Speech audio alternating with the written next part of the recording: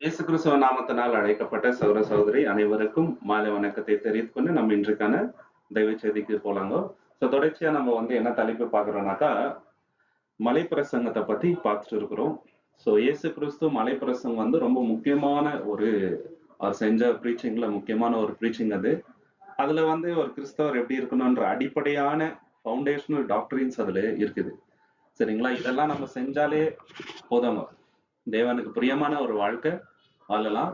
ஆனா அவர் எதுவுமே புதுசா எதை சொல்ல, பழைய ஏற்பாடுல இருக்கிற விஷயத்தை தான் அவர் தொகுத்து அந்த இடத்துல பேசினாங்க.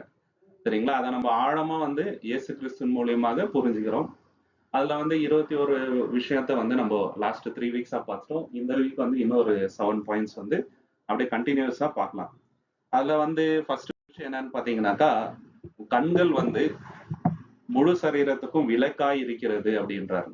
நம்ம பார்க்கிற அந்த விஷயங்கள் பரிசுத்தமா இருக்கணும். கண்கள்ல பரிசுத்தத்தை தேவன் எதிர்பார்க்கிறார். மத்தேயு 6ஆம் அதிகாரம் 22, 23ல நம்ம பார்க்கலாம். Matthew chapter 6:22-23. கண்ணானது சரீரத்தின் விளக்காய் இருக்கிறது. உன் கண் தெளிவாய் இருந்தால் உன் சரீரம் முழுவதும் வெளிச்சமாய் இருக்கும். உன் கண் கெட்டதாய் இருந்தால் உன் சரீரம் முழுவதும் இருளாய் இருக்கும். இப்படி உன்னில் உள்ள வெளிச்சம் இருளாய் இருந்தால் அவ்விருள் எவ்வளவு அதிகமாய் இருக்கும். பாத்தீங்களா என்ன சொல்றாருங்க? கண்ணுல இருள் இருந்துச்சுன்னா வாழ்க்கையே இருளா இருக்குது. அந்த இருள் ரொம்ப மோசமா இருக்குது. நிக்கோடேமஸ் அப்படின்ட்டு ஒருத்தர் இயேசு கிறிஸ்துட்ட பேசுறாரு. இருள்ல இருக்கணும்னு யார் விரும்புவாங்கன்னு பாத்தீங்கன்னாக்கா, தவறான காரியங்கள் செய்யறவங்க தான் இருள்ல இருக்கணும்னு விரும்புவாங்க. நம்ம வெளிச்சத்தின் பிள்ளைகளா இருக்கிறதுனால நம்ம பாக்குற விஷயங்கள் வெளிச்சமா இருக்கணும் இல்லைங்களா? பரிசுத்தமான விஷயங்களை நம்ம நாடணும். கண்கள்ல நம்ம பரிசுத்தத்தை தேவன் எதிர்பார்க்கிறாரு இல்லைங்களா? பியூரிட்டன்ஸ் அப்படின்ற ஒரு குரூப் இருந்தாருங்க. அவங்க என்ன பண்ணுவாங்கன்னு பாத்தீங்கன்னாக்கா, டிசிப்ளினுக்கு ரொம்ப ரொம்ப இம்பார்ட்டன்ஸ் கொடுப்பாங்க அந்த சபையில. அதுக்கே ரொம்ப ரொம்ப அவங்க பேரே அதனால்தான் பியூரிட்டன்ஸ் அப்படின்ட்டு. அதுல ரொம்ப முக்கியமான விஷயம்னாக்கா, அவங்க பாக்குற விஷயத்துக்கு கூட ரொம்ப இம்பார்ட்டன்ஸ் கொடுப்பாங்க. தேவையில்லாத உலக காரியங்களுக்கு அவங்க போக மாட்டாங்க. சபைக்கு எப்படி வருவாங்கன்னு பாத்தீங்கன்னாக்கா, மார்னிங் 7 o'clockனாக்கா 10 மினிட்ஸ் முன்னாடியே எல்லாரும் சபைக்குள்ள வருவாங்க. 5 நிமிஷம் லேட் ஆயிடுச்சுன்னா உள்ள அலௌட் கிடையாதுங்க இல்லைங்களா? அவங்க அவங்க டாக்டரின்ல யார் இருக்கிறாங்களோ அவங்களுக்குள்ள தான் மேரேஜ் பண்ணிக்குவாங்க. ஒரு சர்டன் ரூல்ஸ் அண்ட் ரெகுலேஷன் ரொம்ப ஸ்ட்ரிக்டா அவங்க ஃபாலோ பண்ணுவாங்க அந்த குரூப். அவ்வளோ பரிசுத்தத்துக்கு இம்பார்ட்டன்ஸ் கொடுத்தாங்க. இன்னைக்கு வரைக்கும் அவங்கள்ட்ட இருந்து நம்ம நிறைய விஷயங்கள் கத்துக்கலாங்க. ஹேர் ஸ்டைல் ரொம்ப கிளீனா முடி வெட்டுறது இல்லைங்களா? ஷூ கிளீனா போடுறது, அந்த அளவுக்கு அவ்வளோ நீட்டா இருப்பாங்க அவங்க.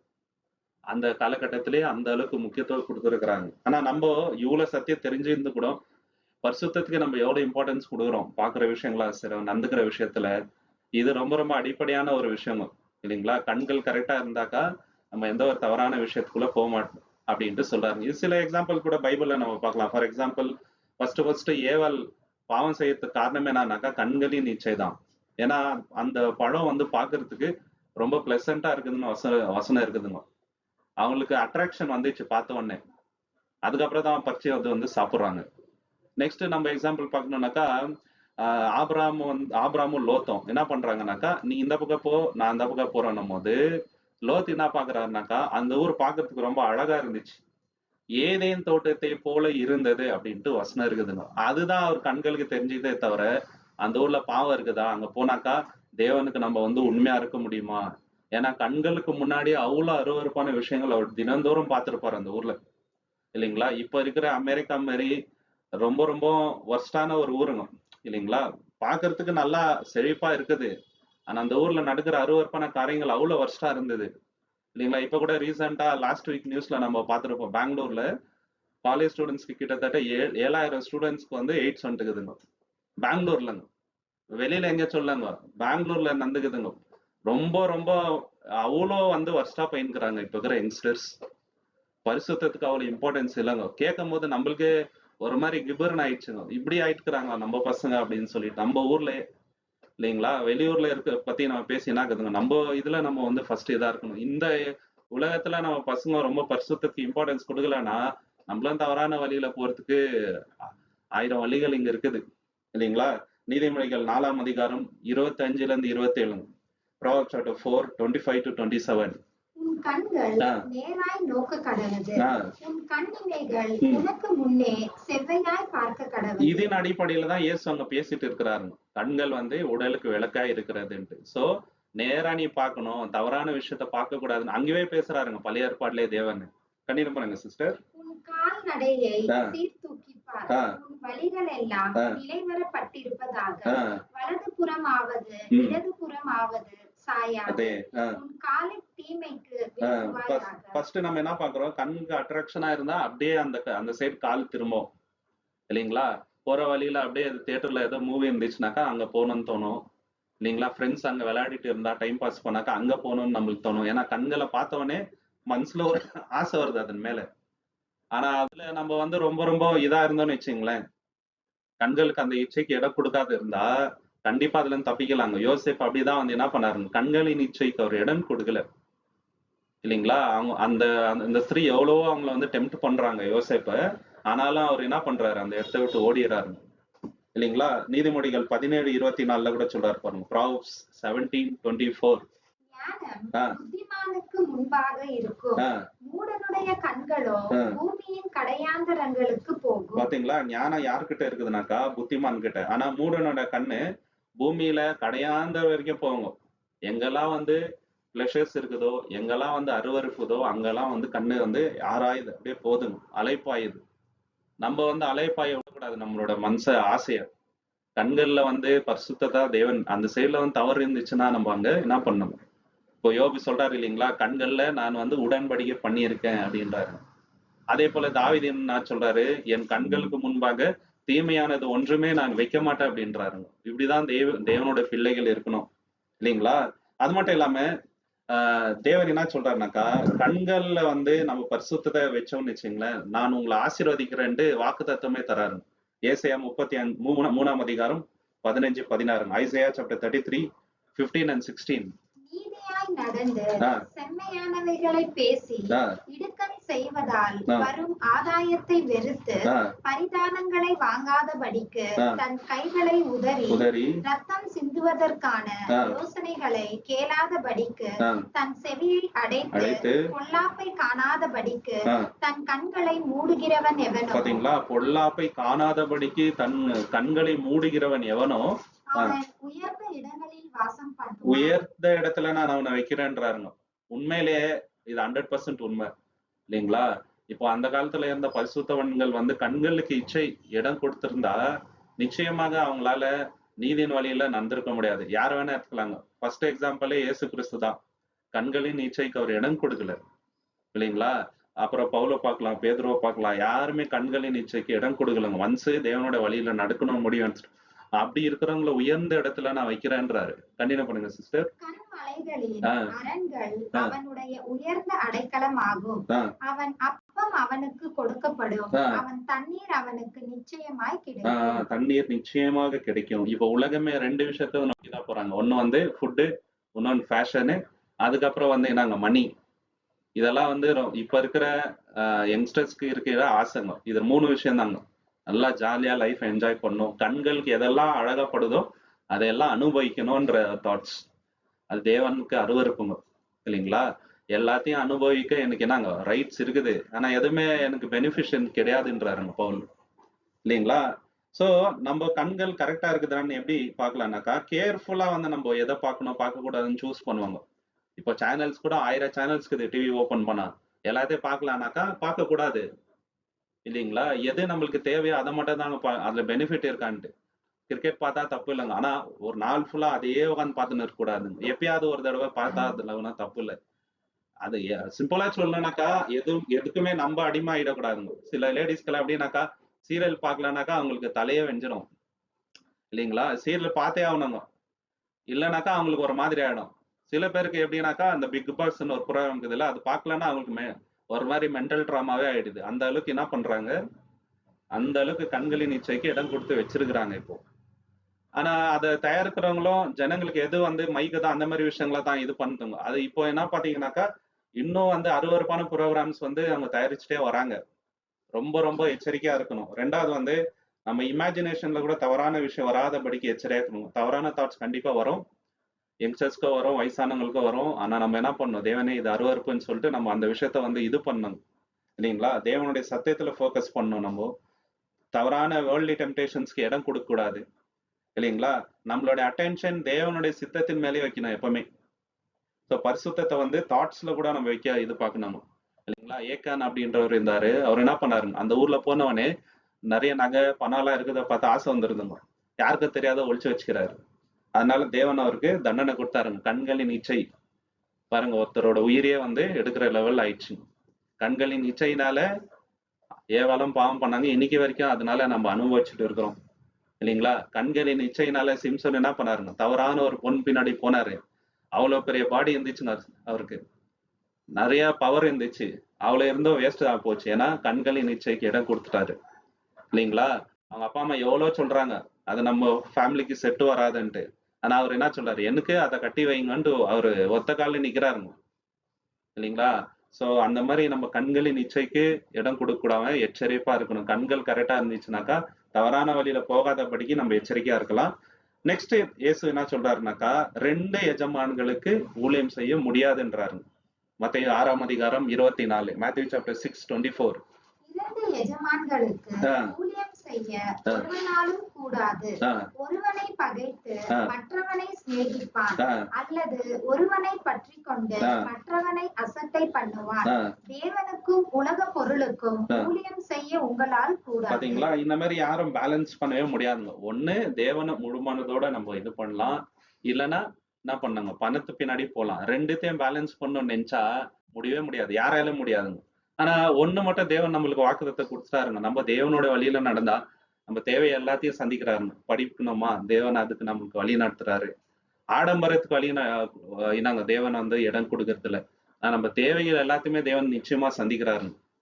அதுல வந்து 100% நம்ம உறுதியா நிக்கலாம் இல்லைங்களா? தேவையில்லாத கமிட்மெண்ட்ஸ்குள்ள நம்ம காலை வச்சாதான் தேவன் அதுக்கு உண்டான தண்டனை நம்மளுக்கு கொடுத்துறாரு. ஆனா மற்றபடி நம்மளுக்கு வேற எந்த குறையும் வைக்கிறது இல்லைங்க இல்லைங்களா? அது மட்டும் உண்மை.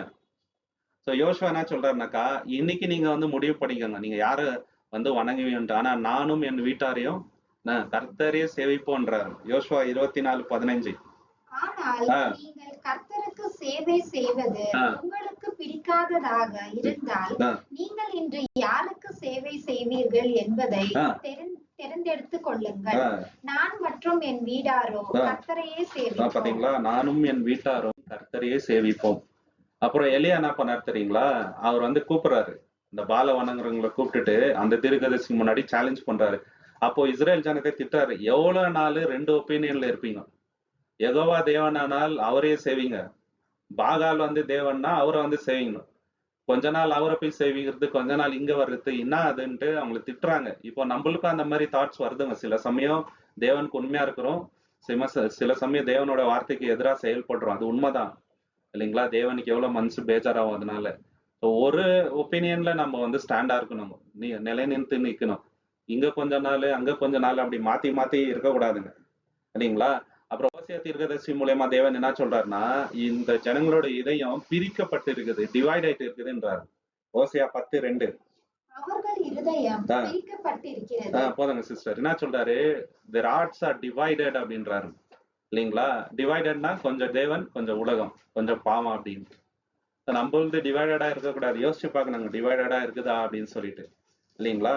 சோ நம்ம ஹார்ட் வந்து டிவைடடா இருக்குதா அப்படின்ட்டு எப்படி கண்டுபிடிக்கலாம்னா, தேவனை விட பணம், பேரு, புகழுக்கு நம்ம ப்ரையாரிட்டி கொடுத்தோம், ஆனால் முக்கியத்துவம் கொடுத்தோம்னா நிச்சயமா தேவன் வந்து பேக் சீட்ல தான் இருக்கிறாங்க இல்லைங்களா?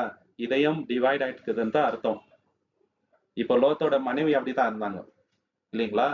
அவங்க வந்து ஏஞ்சல்ஸ் வந்து கூப்பிடுறாங்க, சீக்கிரம் வெளியே போங்க, இல்லைன்னா இந்த ஊர் வந்து அழிய போகுதுன்னும் போது அவங்க லேட் பண்ணினே இருக்கிறாங்க. ஏன்னா அந்த ஊர்ல அவங்களுக்கு சொத்து தாசி இருந்துச்சுங்க. சோடம் கொமோரால விட்டு வெளியே வர்றதுக்கு அவங்களுக்கு மனசு இல்லை. ஏன்னா அங்க நிறைய பணம் சொத்து சேர்த்து வச்சுட்டுக்கிறாங்க. இதெல்லாம் விட்டுட்டு போறமே அப்படின்னு சொல்லிட்டு அவங்களுக்கு பேஜாரு. அப்ப கூட திரும்பி பார்க்காத போன்னு சொல்றாரு. கேட்காம அந்த அம்மா திரும்பி பார்த்தவொடனே என்ன ஆயிடுதுங்க, உப்பு தூண் ஆயிடுறாங்க பாருங்க இல்லைங்களா? ஆர்ட் எப்படி ஆயிட்டு இருக்குது, டிவைட் ஆயிட்டு இருக்குது இல்லைங்களா? அவ்வளோ ஈஸி நம்ம வந்து காம்ப்ரமைஸ் பண்றோம்னு வச்சுங்களேன் லைஃப்ல. சத்தியத்துக்காக உலக விஷயங்களுக்காக சத்தியத்தை நம்ம காம்ப்ரமைஸ் பண்றோம்னா நிச்சயமா ஆர்ட் வந்து டிவைட் ஆயிடுக்குதுன்ட்டு. சர்ச்சில் ஒரு மாதிரி, உலகத்துல ஒரு மாதிரி ஜீவித்தமானால் நிச்சயமா ஆட்டை வந்து டிவைட் ஆயிட்டு இருக்காங்க. நிறைய பேர் அந்த மாதிரி இருக்கிறாங்க. சர்ச்சில் ரொம்ப டீசெண்டா வருவாங்க, ட்ரெஸ் எல்லாம். வெளியில பாத்தீங்கன்னா அப்படியே உலகத்தார் மாதிரியே இருப்பாங்க. சரிங்களா? சர்ச்சில் ரொம்ப அமைதியா இருப்பாருங்க. பேசுறது சத்த கூட வெளியே கேட்காது. ஆனா வெளியே வந்துட்டா சண்டைக்கு அவங்க தான் ஃபர்ஸ்ட் நிப்பாங்க. பேட் வேர்ட்ஸ் அந்த மாதிரி பேசுவாங்க. ட்ரிங்கிங் ஹேபிட் இருக்கும், ஸ்மோக் பண்ற ஹேபிட் இருக்கும், விடாம அதே பிடிச்சிட்டு இருப்பாங்க. ஆனா சர்ச்ல பார்த்தா அப்படி தெரியவே தெரியாது அவங்களா அப்படின்ற மாதிரி. இல்லைங்களா? அந்த மாதிரி மாய்மாலமா இருக்கக்கூடாதுங்க. சரிங்களா? கன்வீனியன்ஸ்க்கு மட்டும் நம்ம கீழ்ப்படிதல் பண்ணக்கூடாது. அதாவது இந்த விஷயத்துல எனக்கு கன்வீனியன்ஸா அதை நான் கீழ்ப்படுகிறேன், இது எனக்கு கஷ்டமா இருந்தா நான் கீழ்ப்படிய மாட்டேன்றது ரொம்ப ரொம்ப தப்பு. அப்படி இருந்தா ஹார்ட் வந்து டிவைடு ஆயிட்டு இருக்குதுங்க. ஒபீடியன்ஸ் வந்து 100% இருக்கணும். 99% இருந்தா கூட அது டிவைட் எடுத்தாங்க. இல்லைங்களா? ஸோ உலகத்துக்காக நம்ம காத்துட்டு இருக்கிறோம், உலக ஜனங்களோட அப்ரூவல். இல்லைங்களா? நான் ஏதாவது ஒன்று பண்றேனாக்கா மற்றவங்க என்னை அப்ரிஷியேட் பண்ணோன்ட்டே நான் பண்ணேன்னு வச்சுங்களேன், நிச்சயமா என்னோட ஆர்ட் வந்து டிவைட் ஆயிடுக்குதுன்னு அர்த்தங்க. இல்லைங்களா? ஆவிக்குரிய விஷயத்துல யாருன்னா வந்து என்ன டிசிப்ளின் பண்ணும்போது அதை பாரமா நான் எடுத்துக்கினேன்னா நிச்சயமா என்னோட இதயம் வந்து டிவைட் ஆயிட்டு. பிலியாமன் ஒருத்தர் இருந்தாரு, அவர் வந்து தீர்க்கதரிசி தாங்க. ஆனாலும் என்ன பண்றாரு, அவங்க வந்து காசு கொடுக்குறாங்கன்னு ஒரே ஒரு காரணத்துக்காக இஸ்ரேல் ஜனத்தை சபிக்கிறதுக்காகவே போறாரு பாருங்க. இவர் வாயால யாருன்னா சாவ விட்டாருன்னா அது அப்படியே நந்துரும்ன்ட்டு ஒரு நம்பிக்கை இருந்துச்சு அந்த காலகட்டத்துல. அதனால இவர் என்ன பண்றாங்க, இஸ்ரேல் ஜனத்தை வந்து இது பண்ணுன்னு கூட்டுன்னு போறாங்க. இவர் என்ன பண்ணிருக்கணும், நான் போக மாட்டேன்னு வந்திருக்கணுங்க. அந்த கழுதை கூட என்ன ஸ்டாப் பண்ணிட்டு அவர்கிட்ட பேசுது கழுதை, நீ போவாதன்ட்டு. ஆனாலும் கேட்காம போறாரு, லாஸ்ட்ல அவர் செத்தே போயிடாரு. ஏன்னா அவருடைய இதயம் டிவைட் இருந்துச்சு. சரிங்களா? அடுத்த இயேசு சொல்ற வார்த்தை என்னன்னாக்கா, கவலைப்படாதிருங்கள் அப்படின்றாரு. மத்தேயு 6ஆம் அதிகாரம் 25-26. Matthew chapter 6 25-26. ஆகையால் எண்ணத்தை உண்போம் எண்ணத்தை குடிப்போம் என்று உங்கள் ஜீவனுக்காகவும் எண்ணத்தை உடுப்போம் என்று உங்கள் சரீரத்துக்காகவும் கவலைப்படாதிருங்கள் என்று உங்களுக்கு சொல்லுகிறேன்.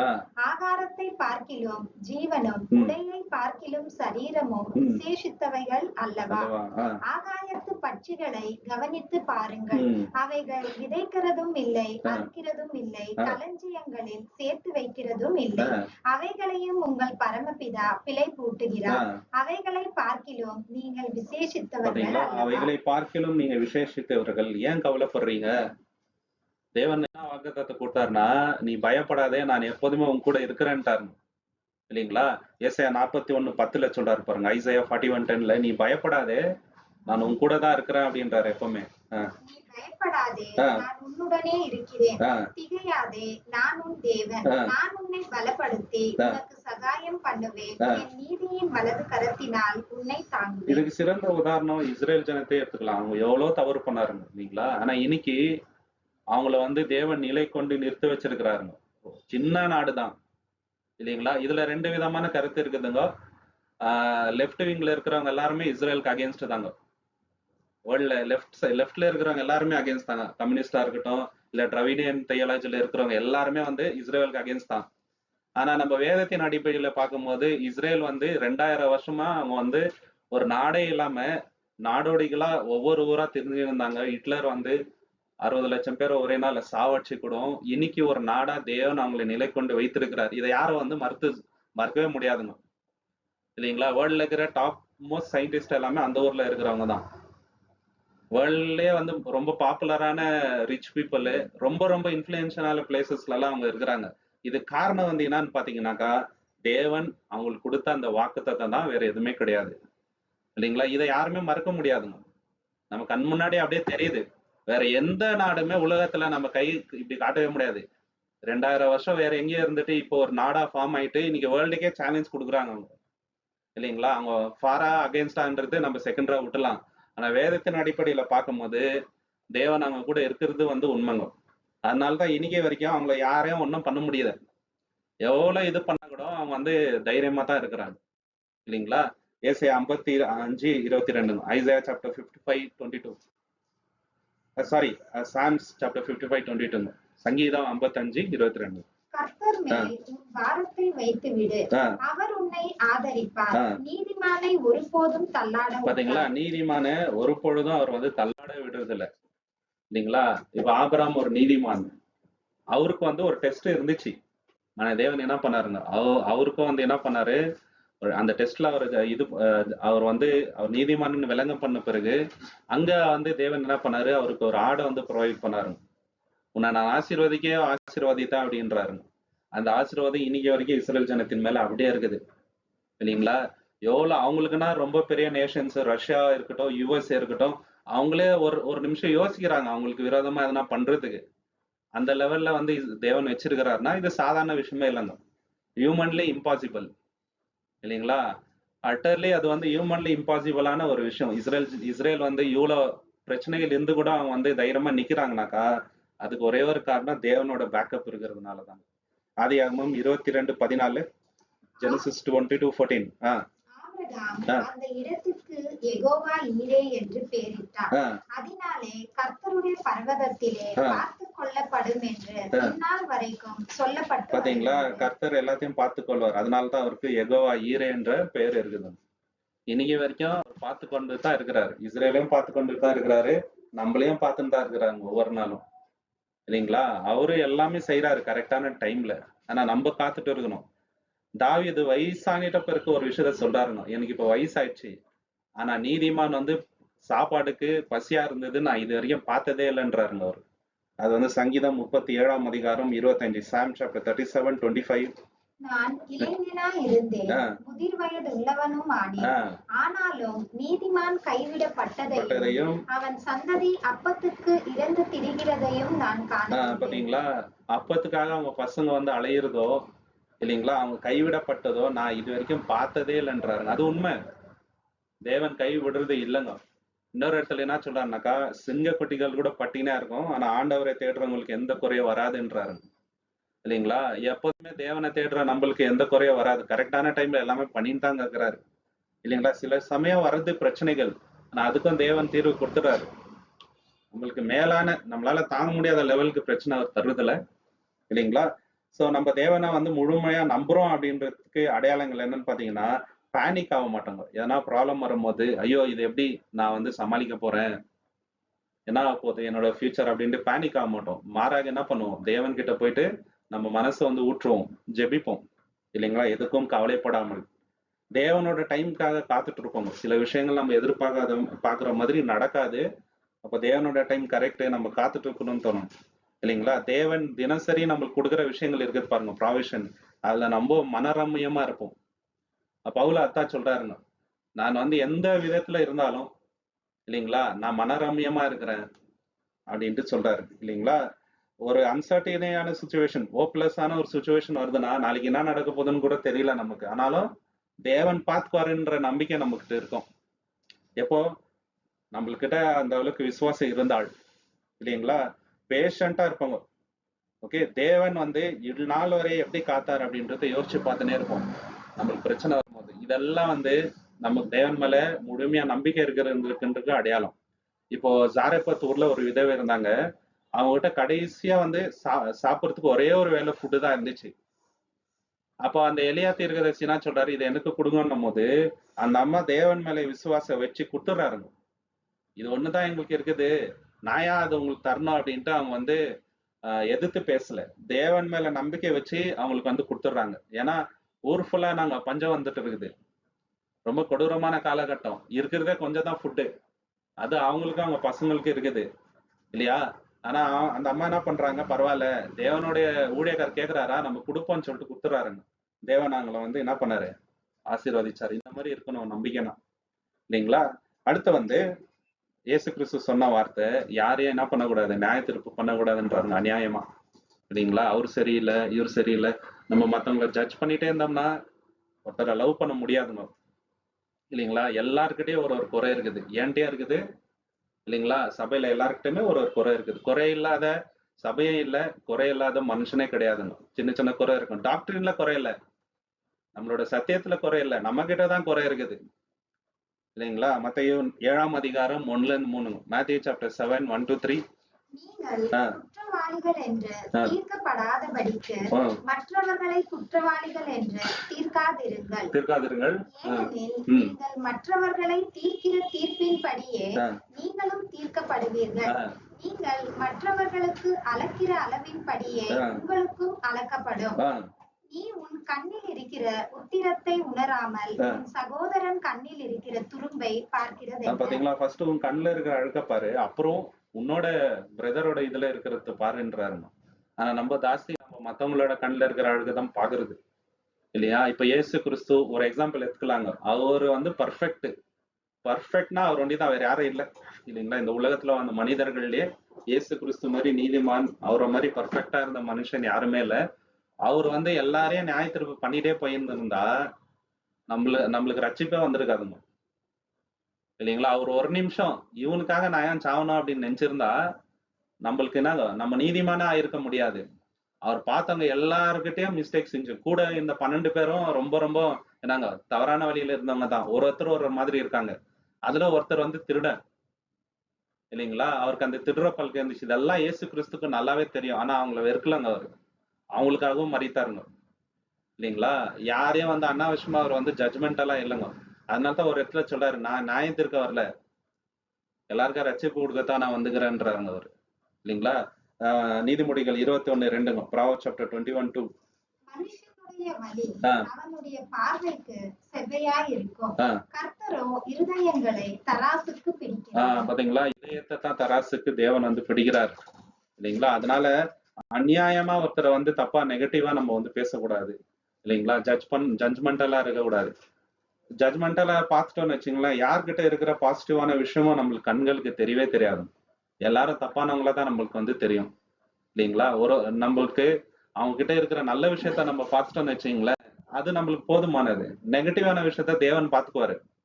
நம்ம வந்து எடுத்து சொல்லலாங்க இல்லைங்களா? அதுக்காக அவங்கள வெறுத்து ஒதுக்க கூடாது இல்லைங்களா? சின்ன சின்ன மிஸ்டேக்ஸ் எல்லாருக்கிட்டே இருக்குது. நீதிமொழிகள் 18:13 Proverbs chapter 18:13 காரியத்தை கேட்கும் முன் உத்தரம் சொல்லுகிறவனுக்கு அது புத்தியீனமும் வெட்கமுமாய் இருக்கும். பாத்தீங்களா, ஆன்சர் பண்றதுக்கு முன்னாடி ஃபர்ஸ்ட் क्वेश्चन என்னன்றதை அண்டர்ஸ்டாண்ட் பண்ணிக்கணும்ன்றாரு இல்லைங்களா? அப்போ நீ பதில் சொல்லணும். எடுத்த உடனே பதில் சொல்லக்கூடாது. இப்போ நிறைய பேர் பண்ற தவறு என்ன தெரியுங்களா? இப்போ நம்ம ஒருத்தர் கூட பழகியே இருக்க மாட்டாங்க. யாரோ ஒருத்தர் சொல்ற வார்த்தையை வச்சுட்டு இந்த மனுஷன் அப்படித்தான்ட்டு நம்ம முடிவு பண்ணக்கூடாது. ரொம்ப தப்பு. நம்மளே அவங்க கிட்ட பழகிட்டு ஓகே, அதுக்கப்புறம் நம்மளுக்கு தெரிஞ்சா பரவாயில்ல, நம்ம அவர்கிட்ட பேசுனதே கிடையாது, அப்புறம் எப்படி வந்து அவர் இப்படித்தான்ட்டு முடிவு பண்ண முடியுங்க இல்லைங்களா? சோ இதெல்லாம் வந்து ரொம்ப தவறான ஒரு இதுங்க. ஃபர்ஸ்ட் நம்ம பழகி பார்க்கணும் அவங்க கிட்ட. நம்ம பழகி பார்த்து கூட அவங்க கிட்ட மிஸ்டேக் இருந்துச்சுன்னா நம்ம பண்ண வேண்டியதுன்னா அவங்க கிட்ட சொல்லலாம். நெக்ஸ்ட் அவங்களுக்காக ஜெபம் பண்ணலாங்க. யாரையும் வந்து வெறுக்க கூடாது, நெகட்டிவா பேசினே போக கூடாது ஒருத்தரை பத்தி. இது வந்து ரொம்ப ரொம்ப தப்பான ஒரு ஸ்பிரிட் இல்லைங்களா? செகரியா 7:9 சேனைகளின் கர்த்தர் உரைக்கிறது என்னவென்றால், நீங்கள் உண்மையாய் நியாயம் தீர்த்து அவனவன் தன் தன் சகோதரனுக்கு தயவும் இரக்கமும் செய்து. சகோதரனுக்கு என்ன பண்ண சொல்றாருங்க? தயவு இரக்கம் செய்யன்றாருங்க. நம்ம கிட்ட அந்த தயவு இரக்கம் இருந்துச்சுனாக்கா அவங்க கிட்ட இருக்கிற நல்லதைதான் பார்ப்போமே தவிர நெகட்டிவான விஷயத்த பார்க்க மாட்டாங்க. ஒரு ஊருக்கு வந்து இயேசு கிறிஸ்து போறாருங்க. அந்த ஊர்ல இருக்கிறவங்க எல்லாம் அவங்கள ஒரு மாதிரி பேசுறாங்க. அப்போ சீஷர் என்ன சொல்றாங்கனாக்கா, நெருப்பு வர வச்சு அவங்கள வந்து இது பண்ணிடலாமா அப்படின்றாங்க. அப்ப அவர் திட்டுறாரு, என்ன ஆவியில பேசுனுங்கிறீங்க? அப்படி பண்றதுக்கா நான் வந்துக்கிறேன், நீங்க என்ன பேசுறீங்கன்னு தெரியாம பேசுனுங்கிறீங்களா அப்படின்ட்டு அவங்களை திட்டுறாருங்க இல்லைங்களா? இன்ஃபேக்ட் இயேசு கிறிஸ்துவ அவமானப்படுத்தினவங்ககிட்ட அவமானப்படுத்தவங்களை பார்த்தே அவர் வந்து என்ன இப்படிதான் சொல்றாரு அவரு, நம்ம அதுக்காக வரல அப்படின்ட்டு இல்லைங்களா? பிரசங்கி 7:20 அருமையான வசனங்க. எக்லெசியாஸ்டிஸ் சாப்டர் 7:20 ஒரு பாவமும் செய்யாமல் நன்மையை செய்யத்தக்க நீதிமான் பூமியில் இல்லை. பாத்துங்க, ஒரு பாவமும் செய்யாம நன்மை மட்டும் செய்யற நல்லவன் இந்த பூமியில யாருமே இல்லைன்றாருங்க. அது உண்மைதான் இல்லைங்களா? 100% நல்லதே செய்யறவங்க யாரும் இல்லைங்க. எதனா ஒரு கட்டத்துல எல்லாரும் மிஸ்டேக் பண்றவங்க தான். இதுதான் உண்மை. இதை நம்ம அக்செப்ட் பண்ணிதான் ஆகணும் இல்லைங்களா? சோ இந்த விஷயத்துல நம்ம எப்படி இருக்கிறோம் அப்படின்னு பாத்தீங்கன்னாக்கா, தவறான எண்ணம் நம்ம கிட்ட இருந்துச்சுன்னா நம்ம எப்பவுமே மத்தவங்களை வந்து என்ன பண்ணுவோம், கிரிட்டிசைஸ் பண்ணினே இருப்போம். நம்ம கிட்ட இருக்கிற மிஸ்டேக்கை நம்ம பார்க்க மாட்டோம். நம்ம கிட்ட பெரிய மிஸ்டேக் இருக்கும், ஆனா மத்தவங்களோட தவறை மட்டும் நம்ம பூதாகரப்படுத்தி ஜூம் பண்ணி காட்டிட்டு இருப்போம், அவங்க பண்ணின மிஸ்டேக் அப்படின்ட்டு. இது ரொம்ப தப்பு. மத்தவங்கள்ட்ட ரொம்ப ஆஷா இருப்பாங்க, தாழ்மையா நடந்துக்காம ரொம்ப ரொம்ப கடினமா மத்தவங்கள்ட்ட நடந்துக்கிறோம்னாக்கா நம்ம கிட்ட நெகட்டிவான ஸ்பிரிட் இருக்குது அப்படின்ட்டு. ஒருத்தரோட அப்பியரன்ஸை வச்சு ஜட்ஜ் பண்ணக்கூடாது. இப்ப இருக்கிற சொசைட்டில அது ரொம்ப இருக்குது. இவர் இந்த ஊரா, இவர் இந்த தெருவா, இவன் வந்து திருடனா தான் இருப்பான், இவர் வந்து இந்த ரிலிஜனா அப்படின்னா இவங்க வந்து இப்படித்தான் இருப்பாங்க இவங்க இந்த காஸ்ட்னா இவங்க இப்படிதான் இருப்பாங்க, இப்படி ஒரு முத்திரை குத்திடுறாருங்க. அது ரொம்ப தவறு. ஒரு கிறிஸ்டியனா இருக்கிற நம்ம அப்படி இருக்க கூடாது. ரொம்ப தப்பா என்னங்க, பேஜாரான விஷயம்னாக்கா கிறிஸ்டானிட்டியிலே இருக்குது காஸ்டிசம் இல்லைங்களா? அதுலயே என்ன பண்றாங்க, ஒருத்தர் ஒருத்தர் ஒண்ணா உட்கார்றது இல்ல, வேற காஸ்டா இருந்தா பேசுறது இல்ல, காஸ்டுக்கே செப்பரேட்டா சர்ச் வேற வச்சுக்கிறது. இது சத்தியம் தெரிஞ்ச நல்லா இருக்கிறவங்களே அப்படி பண்றாருங்க இப்போ. அது ரொம்ப தப்பு இல்லைங்களா? சகோதரன் எதிரியா இருந்தா கூட நேசின்னு சொல்லி கொடுத்துக்கிறாரு நம்மளுடைய கர்த்தர். இவங்க என்ன பண்றாங்க, சபையிலே வந்து பிரிவினை இந்த மாதிரி குரூப்பிசம் வச்சுன்னு சுத்தின்னுங்கிறாங்க. அது கேட்கும் போது ரொம்ப மனசுக்கு பேஜாராகுதுங்க இல்லைங்களா? சோ இது ரொம்ப தப்பு. அது மட்டும் இல்லாம கரெக்ஷன் பண்ணும்போது அதை நம்ம ரெஃப்யூஸ் பண்றோம்னா தவறான ஆவி. ரொம்ப முக்கியமான ஒரு மிஸ்டேக் என்னன்னாக்கா பார்ஷாலிட்டி பாக்குறதுங்க இல்லைங்களா? இவர் நம்ம பாஷக்காரு, இவர் நம்ம ஊருக்காரு, இவர் நமக்கு தெரிஞ்சவர் அப்படின்னு சொல்லிட்டு அவங்க பின்னாடி நிக்கிறது ரொம்ப ரொம்ப தப்பு. இப்போ ஒரு பிரதர் தப்புனாக்கா தப்புன்னு தான் நம்ம சொல்லணும். அதே அவர் நல்லது பண்ணா நல்லதுன்னு சொல்லலாம். ஆனா நம்மளுக்கு தெரிஞ்சவன்றதுனால நம்ம அவங்களுக்காக பின்னாடி நிக்க கூடாதுங்க அவர் தப்பு செய்யும் போது. அது ரொம்ப ரொம்ப தவறு இல்லைங்களா? அது மட்டும் இல்லாம மனதுருக்கமா நடந்துக்கணும் எல்லார்ட்டையும். அது ரொம்ப ரொம்ப இம்பார்ட்டன்ட். ஓகே. இப்ப ஏழி என்ன பண்றாருங்க, அண்ணால் வந்து மனதுருக்கமா அழுந்து ஜெபம் பண்ணும்போது நீ குஷ்டு வந்துட்டுக்கிறியான்னு கேக்குறாரு. அவர் ஜட்ஜ் பண்ணிட்டாரு இம்மீடியட்டா தப்பா. அந்த அம்மா வந்து மனசார அழுதுட்டுங்கிறாங்க குழந்தை இல்லை அப்படின்னு சொல்லிட்டு. இவரும் என்ன கேக்குறாரு, காலங்காத்தால குடிச்சிட்டு வந்துட்டுக்கிறியா அப்படின்றாரு பாருங்க. இந்த மாதிரி ஜட்ஜ்மெண்ட் எல்லாம் நம்ம வந்து இருக்கக்கூடாது ஒருத்தர் மேல இல்லைங்களா? அவங்க மனசை புரிஞ்சுக்காம நம்ம பேசக்கூடாது. அடுத்து இயேசு கிறிஸ்து சொன்ன வார்த்தை என்னன்னு பாத்தீங்கன்னாக்கா, முத்துக்களை பண்டிகை முன்னாடி போடாத அப்படின்றாரு. மத்தேயு 7:6 மேத்யூ சாப்டர் 7:6. பரிசுத்தமானதை நாய்களுக்கு கொடுக்க வேண்டாம், உங்கள் முத்துக்களை பன்றிகளுக்கு முன் போடவும் வேண்டாம். சோ நம்மளுடைய கடமை என்னன்னாக்கா சத்தியத்தை எல்லார்கிட்டயும் நம்ம வந்து ஷேர் பண்ணலாம் சரிங்களா? ஆனா ஒருத்தர் அந்த வசனத்துக்கு வேல்யூ கொடுக்கல, தேவனே வந்து ஒரு மாதிரி ஏளனமா பேசுறாங்க அப்படின்னாக்கா அவங்க கிட்ட நம்ம வந்து அந்த விஷயத்தை திருப்பி திருப்பி சொல்லி பிரயோஜனம் இல்லைங்க. அவங்க திருப்பி திருப்பி நம்மள வந்து கேலி பரியாசம் தான் பண்ணுவாங்க. ஒரு சத்தியத்தை கேட்டு மனம் திரும்பணும்னு அவர் யோசிக்க ஆரம்பிக்கிறார் பாருங்க, அந்த மாதிரி மனுஷங்களுக்கு நம்ம சொல்லலாம் இல்லைங்களா? ஆல்ரெடி வந்து ஒரு மைண்ட்ல ஃபிக்ஸ் ஆயிட்டு இதுனா வந்து ரொம்ப கேலி பண்றது, ஒரு மாதிரி கேவலமா பேசுறது, அந்த மாதிரி மைண்ட் செட் இருக்கவங்கள்ட்ட நம்ம என்ன சொன்னாலும் அவங்க கேட்க போறது கிடையாது இல்லைங்களா? அந்த மாதிரி இருக்கிறவங்கள்ட்ட நீ வந்து நாங்க முத்துக்களை போடாதன்றாரு. நீதிமொழிகள் 9:7-8 பரியாசக்காரனை கண்டிக்கிறவன் தன்மேல் லச்சையை வருவிப்பான், துன்மார்க்கனை கடிந்து கொள்ளுகிறவன் தன்மேல் கரையை சேர்த்துக் கொள்வான். பரியாசக்காரனை கண்டிக்க வேண்டாம், அவன் உன்னை பகைப்பான், ஞானியை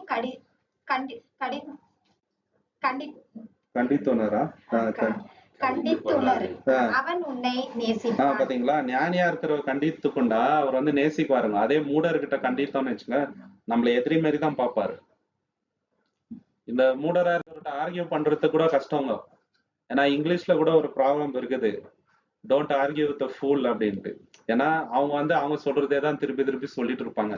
நம்ம சொல்றது அவங்க காதுல விழவே விழாது இல்லைங்களா? நீதிமொழிகள் 23:9 அதான் சொல்றாருங்க. Proverbs chapter 23:9. புத்தி இல்லாதவன் கேட்கும்படி பேசாதே, அவன் உன் வார்த்தைகளின் ஞானத்தை நிந்திப்பான். அவங்க வந்து நிந்திக்கிற கேரக்டர் தாங்க, கேட்கிற கேரக்டர் இல்ல அவங்க கிட்ட இல்லைங்களா? அந்த மாதிரி ரொம்ப எச்சரிக்கையா இருன்றாரு. ஓகே. சோ இதுல வந்து நம்ம எப்படி நடந்துக்கணும்னாக்கா, ரைட் டைம் பார்த்துட்டு நம்ம வந்து பேசணும் இல்லைங்களா? கரெக்டான டைம்ல ஒருத்தர்கிட்ட பேசணும். எண்ட்லெஸ்ஸா ஆர்கியூ பண்ண போக கூடாதுங்க. நாங்க இப்படிதான் ஆர்கியூ பண்ணிட்டு போனா நம்ம மேல அவங்களுக்கு வெறுப்பு தான் வரும். பவுல் என்ன சொல்றாருனாக்கா, அன்போட சத்தியத்தை எடுத்து சொல்லுங்க மத்தவங்கள்ட்ட. அவங்க வந்து கேட்டாக்கா ஓகே, அவங்கள நம்ம ஆதாதி படுத்திக்கலாம். ஒருவேளை கேட்காம நம்மள நிந்திக்கிறாங்கனாக்கா, அங்க இயேசு கிறிஸ்து என்ன சொல்றாரு, உன் காலில் இருக்கிற தூசியை தட்டிட்டு வான்றாருங்க இல்லைங்களா? பைபிள் வசனத்துக்கு ஒருத்தர் வேல்யூ தரலனாக்கா நம்ம கிட்ட அவங்க கிட்ட நம்ம எவ்வளவு பேசினாலும் பிரயோஜனம் இல்லைங்க. ஒரு லெவலுக்கு அப்புறம் கேலி பரியாசம் மட்டும் தான் அவங்க கிட்ட இருந்து ரிட்டர்ன் வருதுனாக்கா நம்ம டைமை வந்து நம்ம வேஸ்ட் பண்ணக்கூடாது இல்லைங்களா? சோ அது கடினமான ஒரு இதயத்தின் அடையாளம். ஓகே. சோ சத்தியத்துக்கு வேல்யூ கூடவங்கள்ட்ட நம்ம வந்து பேசலாங்க, ஞானமா அவங்க கிட்ட பேசணும் இல்லைங்களா? சோ இதுல வந்து ஒரு உதாரணம் பார்க்கணும்னாக்கா, எரேமியா தீர்க்கதரிசி என்ன பண்றாரு, ஜியாக்கிம் அப்படின்ற ராஜா கிட்ட இந்த சுருள் எடுத்துன்னு போய் கொடுக்குறாருங்க. அவர் என்ன பண்றாருன்னா அதை கொளுத்திடுறாரு, தேவனுடைய வசனத்தை வந்து கொளுத்திடுறாருங்க. அப்புறம் வந்து திருப்பி அவர் வந்து அவர்கிட்ட போய் பேசல. இந்த ஆள் கிட்ட தேவனோட வசனத்துக்கு ஒரு வேல்யூ தரல, பின்னாடி அவர் மிகப்பெரிய தண்டனை வந்து அனுபவிச்சாரு இல்லைங்களா? சோ வசனத்துக்கு அவர் முக்கியத்துவம் கொடுத்திருந்தா இந்த மாதிரி காரியத்தை அவர் பண்ணியிருக்க மாட்டாருங்க இல்லைங்களா. முக்கியமான பாயிண்ட் என்னன்னு பாத்தீங்கன்னா, யாரெல்லாம் வந்து தேவனை ஏளனம்னு பேசுனாங்களோ கொடூரமான மரணம் தான் வந்துக்குதுங்க. இதை நம்ம சொல்லிட்டே போலாங்க. ரொம்ப பெரிய சயின்டிஸ்ட் எல்லாம் வராங்க அந்த லிஸ்ட்ல. தேவனை வந்து ரொம்ப என்னங்க விமர்சனம் பண்ணவங்க ஒரு மாதிரி அவங்களோட சாவே வந்து கொடூரமான மரணம் தான். ஓகேங்களா. சோ அந்த மாதிரி இருக்கிறவங்கள்ட்ட நம்ம தேவன் கையில ஒப்பு கொடுத்து தான் பெட்டர். அடுத்த இயேசு கிறிஸ்து சொல்ற வார்த்தை என்னன்னாக்கா, கேளுங்கள் கொடுக்கப்படும், தட்டுங்கள் திறக்கப்படும், தேடுங்கள் கண்டடைவீர்கள் அப்படின்றாரு. மத்தேயு 7ஆம் அதிகாரம் 7-11. கேளுங்கள் அப்பொழுது உங்களுக்கு கொடுக்கப்படும், தேடுங்கள் அப்பொழுது கண்டடைவீர்கள், தட்டுங்கள் அப்பொழுது உங்களுக்கு திறக்கப்படும். போதுங்க சிஸ்டர். எதை தேடணும்னாக்கா தேவனுடைய சத்தியத்தை, தேவனுடைய விஷயங்களை குறிச்சு நம்ம இந்த அளவுக்கு ரொம்ப ஆழமா தேடணும். எந்த அளவுக்கு நம்ம இன்ட்ரெஸ்டடா பைபிள் வசனத்துல இருக்கிறோமோ அந்த அளவுக்கு தேவன் அந்த ஞானத்தை நம்மளுக்கு தருவாருங்க. எரேமியால என்ன சொல்றாருனாக்கா, எரேமியா 29:13, ஜெரேமியா 29:13, நீங்கள் என்னை தேடுவீர்கள், உங்கள் முழு இதயத்தோடும் என்னை தேடும் போது என்னை கண்டடைவீர்கள். தேவனை எப்படி தேடணும்னாக்கா முழு இதயத்தோட தேட சொல்றாருங்க. இந்த முழு இதயத்தோட யாரு தேவனை தேடுறாங்களோ நிச்சயமா தேவனை வந்து கண்டடையும். ஏனோதானன்ட்டு பைபிள் படிச்சா நிச்சயமா அதுல இருக்கிறது நம்மளுக்கு புரியவே புரியாது. டைம் கொடுத்து சரிங்களா தேவன் நம்ம கிட்ட பேசுறாரு அப்படின்ற அந்த ஒரு இன்ட்ரெஸ்டோட வச்சு நம்ம படிக்கும் போது அதுல நம்மளுக்கு வர ஆதாயமே ரொம்ப பெருசுங்க. தேவன் ஏராளமான விஷயத்த நம்மளுக்கு விளங்கம் பண்ணுவார். நம்ம எவ்வளவு அதுக்கு இன்ட்ரெஸ்ட் கொடுக்குறோம் அப்படின்றத வச்சுதான் இல்லைங்களா. தேவன் வந்து இப்போ இந்த உலகத்துல நம்ம பார்க்கும்போது டாக்டரேட் படிச்சவங்க, பெரிய பெரிய படிப்பு படிச்சவங்க, நோபல் பிரைஸ் வாங்கினவங்களுக்கு கூட மரணம் ஏன் வருதுன்றது தெரியாதுங்க இல்லைங்களா. நம்ம செத்துட்ட பிறகு என்ன ஆகும்ன்ட்டு தெரியாது. தேவன் இந்த உலகத்துக்கு என்ன திட்டம் வச்சிருக்கிறாருன்னு தெரியாது. ஆனா ஒண்ணுக்குமே பிரயோஜனம் இல்லாத அஞ்ஞானிகளா இருக்கிற நமக்கு தேவன் இதை வெளிப்படுத்தி இருக்கிறாருன்னு இல்லைங்களா. நம்ம ஒண்ணுத்துக்கும் பிரயோஜனம் இல்லாத பாத்திரம்னு நம்ம நினைக்கிறோம். ஆனா தேவன் நமக்குள்ள அவரோட ஆவியை கொடுத்து இவ்வளவு பெரிதான காரியங்களை வெளிப்படுத்தி இருக்கிறாரு. இது எங்க போனாலும் கிடைக்காதுங்க உலகத்துல. யாரு இதுல வந்து இன்ட்ரெஸ்டா இருக்கிறாங்களோ அவங்களுக்கு தான் தேவன் இதை வெளிப்பாடு கொடுக்கறது. உபாகமம் 4ஆம் அதிகாரம் 29, டியூட்டோனமி 4:29. அங்கிருந்து உங்கள் தேவனாகிய கர்த்தரை தேடுவீர்கள், உங்கள் முழு இருதயத்தோடும் உங்கள் முழு ஆத்மாவோடும் அவரை தேடும் போது அவரை கண்டடைவீர்கள். பாத்தீங்களா, முழு இதயத்தோட நீங்க தேடும் போது நிச்சயமா வந்து அவரை கண்டடைவீங்க அப்படின்ட்டு சொல்றாரு இல்லைங்களா. சோ அதுதான் வந்து நம்ம பாக்குறோம். ஓகே, தாவீது கூட சொல்றாரு எப்படி தேடணும் அப்படின்ட்டு. சங்கீதம் 27:8, சாம் சாப்டர் 27:8, என் முகத்தை தேடுங்கள் என்று சொன்னீரே, கர்த்தாவே உம்முடைய முகத்தை தேடுவேன் என்று என் இருதயம் உம்மோடே சொல்லுகிறது. பாத்தீங்களா, நான் உண்மைதான் தேடுவேன் அப்படின்ட்டு அவர் ஒரு முடிவு எடுத்துட்டாங்க, ஒரு டிட்டர்மினேஷன் இல்லைங்களா. நம்ம என்னென்னவோ வந்து முடிவு எடுக்கிறோம் லைஃப்ல, இதை பண்றோம் அதை பண்றேன்ட்டு. ஆனா ஃபர்ஸ்ட் முடிவு எடுக்க வேண்டியது என்ன, தேவனை தேடுவேன், தேவனுக்கு உகந்த காரியங்களை நான் பண்ணுவேன் அப்படின்னு சொல்லிட்டு. தேவனுக்குரிய காரியங்களை நம்ம பண்றோம் அப்படின்றத எதை வச்சு பார்க்கலாம்னாக்கா, ஜெபத்துல உறுதியா இருப்போங்க. நம்ம என்ன பிரச்சனை வந்தாலும் ஜெபத்தை வந்து விட்டு கொடுக்க மாட்டோம்.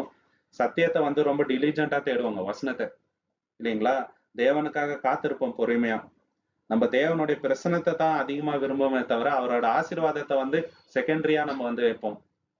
எப்பவுமே தேவன் வந்து நம்மளுக்கு ஏதாவது ஒரு விஷயத்த கத்து தருவாருன்ற எண்ணத்துல இருப்போங்க. தேவனுக்கு கீழ்ப்படியோன்ற எண்ணத்துல வாழ்வோம் இல்லைங்களா. இதுல வந்து நம்ம விட்டு கொடுக்கவே மாட்டோங்க இல்லைங்களா. தேவன் வந்து கண்டிப்பா வழி நடத்துவார் அப்படின்ற எண்ணத்தோட நம்ம இருப்போம். ஆசாராஜான்னு ஒருத்தர் இருந்தாரு. அவரை வந்து அசாரியான்ற தீர்க்கதரிசி போயிட்டு அவங்க பண்ற தப்ப வந்து சுட்டி காமிச்சிட்டாரு. அப்ப அவர் என்ன பண்றாருனாக்கா, அந்த ஊர்ல இந்த சிலையெல்லாம் அப்புறப்படுத்திடுறாரு. அந்த ஊர்ல இருக்கிறவங்க எல்லாருமே முழு இதயத்தோட தேவனை தேட ஆரம்பிக்கிறாங்க. அப்போ அவங்களுக்கு ஆசீர்வாதம் வந்துச்சுங்க. இவங்க முழு இதயத்தோட தேவனை தேடினா தேவன் நிச்சயமா நம்மள ஆசீர்வதிக்கிறார். இது உண்மை இல்லைங்களா. நம்ம எதுக்கோ வந்து டைம் ஒதுக்குறோம், தேவனுக்கு நம்ம லைஃப்ல டைம் இருக்கணும். அவருக்கு வந்து ஃபர்ஸ்ட் என்னங்க ப்ரையாரிட்டி நம்ம கொடுக்கணும். மற்ற விஷயத்துக்கெல்லாம் செகண்டரி தான் இல்லைங்களா. ஸோ இதை நம்ம பார்த்துக்கணுங்க. லாஸ்ட் நம்ம இன்னைக்கு என்ன பாக்குறோம்னாக்கா, இந்த கோல்டன் ரூல் இதுதான். இயேசு கிறிஸ்து சொன்னதுல இது பேரே கோல்டன் ரூல் தான் சொல்றாங்க. அது என்னன்னாக்கா, மத்தவங்க நம்மளுக்கு என்ன செய்யணும்னு நம்ம நினைக்கிறோமோ நம்ம அவங்களுக்கு அதை செய்யணுங்க ஃபர்ஸ்ட். மத்தவங்க நம்மள லவ் பண்ணணும்னு நினைக்கிறோம், நம்ம ஃபர்ஸ்ட் அவங்கள லவ் பண்ணணும். மத்தவங்களை நம்மள மன்னிக்கணும்னு நினைக்கிறோம் இல்லைங்களா, நம்ம அவங்கள மன்னிக்கணுங்க. மத்தவங்க நம்மளுக்கு நல்லது பண்ணணும்னு நினைக்கும் போது நம்ம அவங்களுக்கு செய்யணும். அவங்க மட்டுமே பண்ணணும்னு நினைக்கிறது ரொம்ப ரொம்ப வந்து என்னங்க சுயநலமான ஒரு வாழ்க்கை அது. Matthew chapter 7:12. ஆகையால் மனுஷர் உங்களுக்கு எதை செய்ய வேண்டும் என்று விரும்புகிறீர்களோ நீங்களும் அவர்களுக்கு அதையே செய்யுங்கள். இதுவே நியாய பிரமாணமும் தீர்க்க தரிசனங்களும் ஆகும். பாத்தீங்களா? சோ இதுதான் வந்து முக்கியமான ஒரு விஷயம். இதுலயே எல்லா தீர்க்க தரிசனமும் அடங்குதுன்றாரு இல்லைங்களா?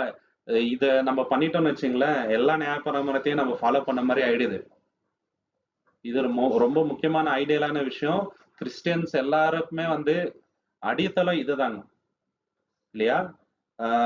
லேவியாகமம் 19:18 வாசிக்க நான் என்ன சொல்றாருனாக்கா, உன் அயலானே நீ நேசி உன்னை போல அப்படின்றாரு. சோ இதன் அடிப்படையில தான் இயேசு கிறிஸ்தாங்க வந்து பேசிட்டு இருக்கிறாரு. அது மட்டும் இல்லாம நீதிமொழிகள் 3ஆம் அதிகாரம் 27, 28 என்ன சொல்றாருன்னா,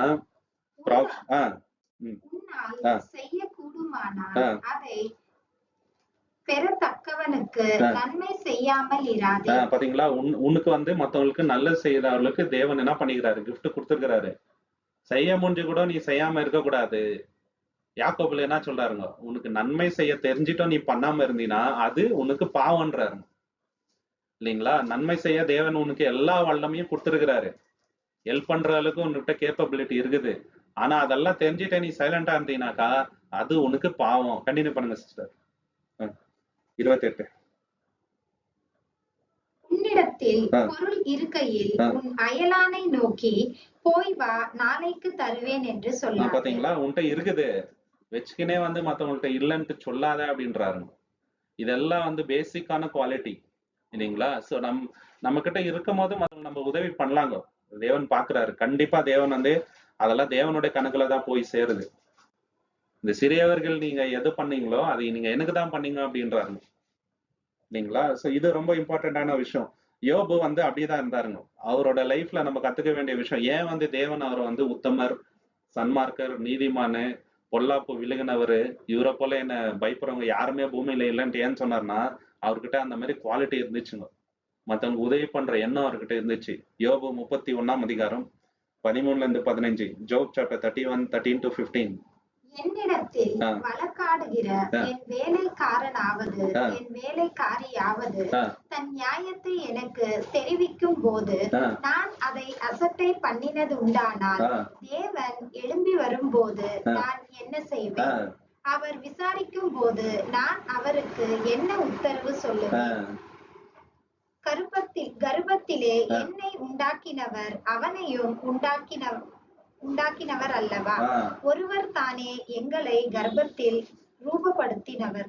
பாத்தீங்களா? நான் எந்த ஒரு வேலைக்காரருக்கும் குறை வச்சது இல்ல. அவங்க வந்து என்கிட்ட ஏதாவது குறை சொல்லும் போது நான் அதை அசட்டை பண்ணதே இல்லை. ஏன்னா என்னையும் உருவாக்குனது தேவனு, என்கிட்ட வேலை செய்யறவங்களையும் உருவாக்குனது தேவனு. தேவன் என்கிட்ட வந்து கேள்வி கேட்கும் போது நான் என்ன சொல்ல முடியும்? நான் உனக்கு துரோகம் பண்ணா? என்ன மாதிரி கேரக்டர் பாத்தீங்களா? இது இந்த மாதிரி யாரும் யோசிக்கிறது இல்லைங்க. இப்போ நிறைய பேர் எப்படின்னாக்கா ஒருத்தர்கிட்ட பணம் வாங்கிட்டு திருப்பி தருதே இல்லைங்க. ஆனா தேவனுக்கு எப்படி நம்ம பதில் சொல்லுவோம்? இப்ப தேவன் வந்து நீ ஏன்பா உன்கிட்ட இருந்துனே அவங்களுக்கு ஏமாத்துனேன்னு கேட்டா என்ன சொல்லுவாரு அவரு இல்லைங்களா? சொந்த சகோதரன் சகோதரி கிட்ட நிறைய பேர் இப்படி ஏமாத்துறாருங்க. நல்லா வச்சுன்னு இருப்பாங்க, எல்லாமே இருக்கும் அவங்க கிட்ட. ஆனா மத்தவங்கள்ட்ட காசு வாங்கி ஏமாத்துறது, பொய் சொல்றது, பிசினஸ்ல உண்மை இல்லாம இருக்கிறது, அந்த நியாயம் இல்லாம இருக்கிறது. நிறைய கிறிஸ்டியன்ஸ் எனக்கே தெரியுங்க, பிசினஸ் பண்ணுவாங்க, பொய் சொல்லாம பண்றதே இல்லை. ஒரு நாளைக்கு அட்லீஸ்ட் 10 பொய்னா சொல்லுவாங்க இல்லைங்களா? சோ இந்த மாதிரி இருந்தா இது தேவனுக்கு நாளைக்கு தேவன் வந்து ஏன்பா இப்படி பண்ணேன்னு கேட்டா நம்மளால என்ன பதில் சொல்ல முடியும் அப்படின்றாரு யோபு இல்லைங்களா? அது ரொம்ப ரொம்ப இம்பார்ட்டன்ட். ஓகே, சோ இதுல வந்து நம்ம எப்படி இருக்கிறோம் அப்படின்னாக்கா, நம்ம எல்லாரையும் ஒரே மாதிரி ட்ரீட் பண்ணுவாங்க, ஒரு ரெஸ்பெக்டோட டிக்னிட்டியோட நம்ம ட்ரீட் பண்ணுவோம் இல்லைங்களா? பேசுறதுக்கு முன்னாடி நம்ம யோசிச்சு பார்ப்போம் அவங்களோட மனநிலைமை எப்படி இருக்குது அப்படின்ட்டு. மற்றவங்களோட ஃபீலிங்ஸ்க்கு நம்ம வந்து என்னங்க, அவங்களோட உணர்வுகளுக்கு நம்ம மதிப்பு கொடுப்போம் சரிங்களா? நம்ம எப்பவுமே ஜென்ரஸா இருப்போம் மற்றவங்களுக்கு உதவி பண்றதுல.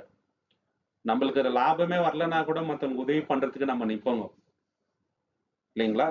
நாம் பிராக்டிக்கலா மற்றவங்களுக்கு உதவி செய்வோம். பச்சாபாதம் நம்ம கிட்ட இருக்காது, எல்லாருக்கும் ஹெல்ப் பண்ணுவோம். சில பேருக்கு எப்படின்னாக்கா அவங்களுக்கு யாராவது ஹெல்ப் பண்ணா மட்டும் அவங்களுக்கு ஹெல்ப் பண்ணுவாங்க ரிட்டர்னு, மற்றவங்களுக்கு கண்டுக்க மாட்டாங்க. இந்த மாதிரி எல்லாம் இருக்கிறாங்க சரிங்களா? தேவன் என்ன பண்றாரு, இல்லாதவங்களுக்கு இயலாதவங்களுக்கு தான் நம்ம வந்து பண்ணணும் இல்லைங்களா? இப்ப என்கிட்ட 2 ரூபாய் இருக்குது, இவர்கிட்ட 2 ரூபாய் இருக்குதுனாக்கா நான் அவருக்கு கொடுப்பேன், திருப்பி அவர் தருவாரு.